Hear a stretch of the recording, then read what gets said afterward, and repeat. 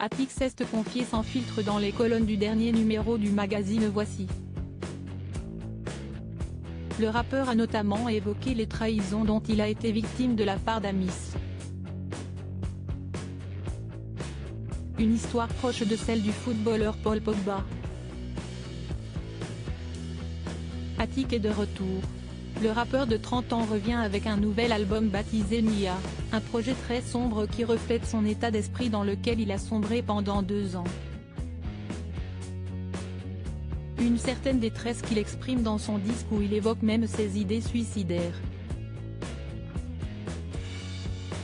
S'il est désormais mieux dans sa peau et heureux, Clément Pinoître, de son vrai nom, en a toujours gros sur le cœur comme il l'a confié dans les colonnes du dernier numéro du magazine Voici. Pas facile de vivre la notoriété et le succès lorsqu'on est mal entouré par ce qu'il appelle les fils de lâches et qui font référence à des potes, qui n'étaient pas vraiment. Ils te mettent une pression constante pour te faire culpabiliser d'avoir réussi. La trahison a été très difficile à vivre, a expliqué celui qui est également acteur et a joué notamment dans la première saison de la série Validé.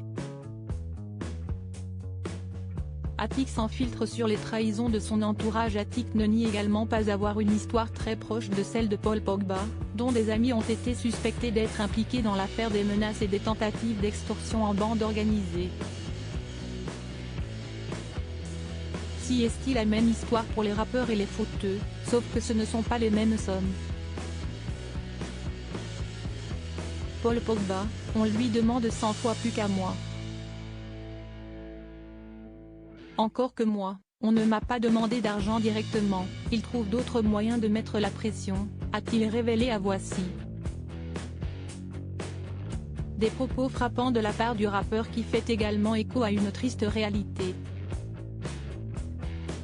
Aucun mec de quartier n'a l'intention de quitter son quartier dès qu'il perce, mais il le fait par la force des choses, parce qu'il n'est plus à l'aise, a-t-il déploré.